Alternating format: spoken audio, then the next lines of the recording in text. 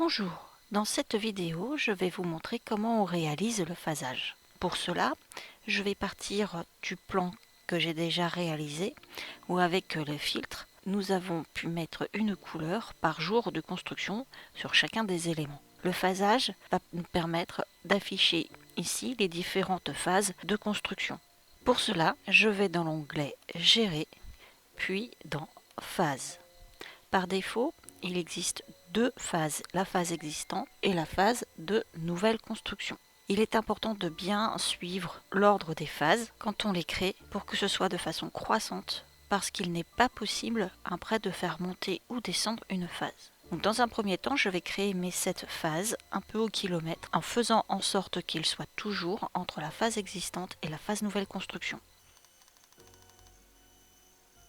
Il m'a bien créé ici mes phases 1, 2, 3, 4, 5, 6, 7 par ordre chronologique. Si ce n'était pas le cas, je pourrais les renommer et je peux aussi ajouter une description, ce qui peut être relativement pratique lorsque l'on fait un phasage à la fois des voiles et des planchers. Maintenant, nous allons devoir modifier un petit peu le filtre des phases.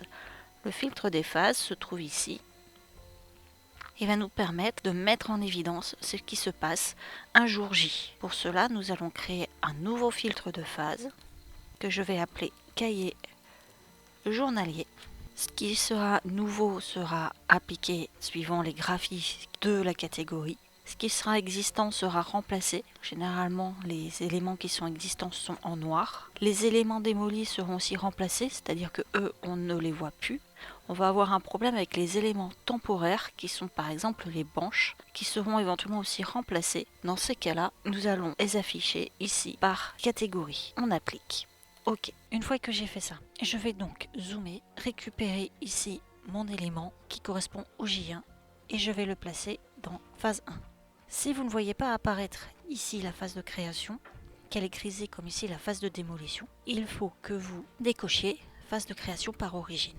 J3 sera donc en phase 3, J4 en phase 4, etc.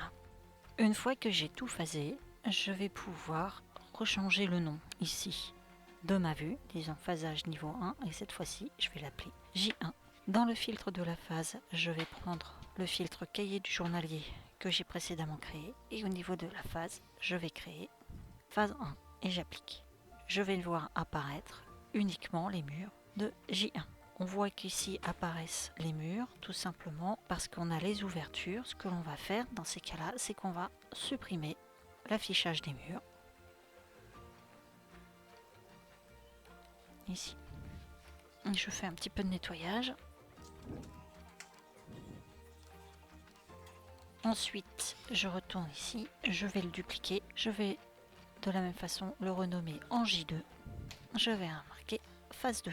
Pour pouvoir bien voir les choses se faire, je vais supprimer ici les couleurs en enlevant tout simplement les filtres. Et donc, les murs qui sont créés sont en noir, et les murs en cours de création sont en blanc. Je continue. Voilà, au jour 7, je vois apparaître juste mon dernier mur. C'est super. Donc, il va maintenant falloir que je rajoute les branches.